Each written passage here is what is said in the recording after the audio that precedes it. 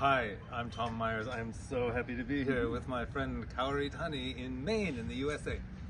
トーマス・マイヤーズです。谷香織です。こうやって友達同士なんですけれども、アメリカのメイン州でこうやって一緒にいられることすごくハッピーに感じてます。For so many years, I've been visiting Kaori in Tokyo and Japan, and we meet sometimes around the world, but this is the first time she came to my home. トムはですね、日本に何度も来てくれていて、東京でも一緒にあっち行ったりこっち行ったりはしてるんですけれども、で世界中他の場所でも出会ったりはしてるんですが、メイン州に私が来たのは今回初めてです。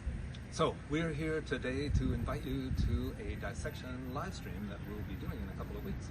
でこれから2、3週間後になるんですけれども、オンラインでの解剖のクラス、これに関して皆さんにちょっとご紹介をしたいと思います。We're always excited about these dissection collaborations that we do with Kineticos, and this one I'm especially excited about because we're going to go into the rotational systems. で今回そのキネティコスずっと一緒に解剖のクラスは提供はしてるんですけれども、特にワクワクしているのは体にあるローテーションのシステムをカバーするからなんですね。There's the outer one that connects the two girdles. でまず外側にあるのが2つのガードルをこういうふうにつなげるもの。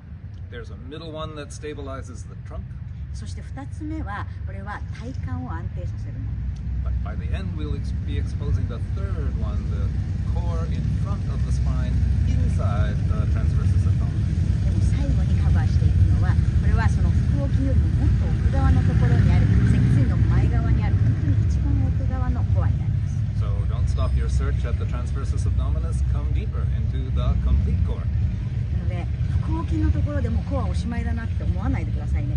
もっと今回は完全なコアのすべてをしっかりと確認するために奥まで全部チェックしてみてください。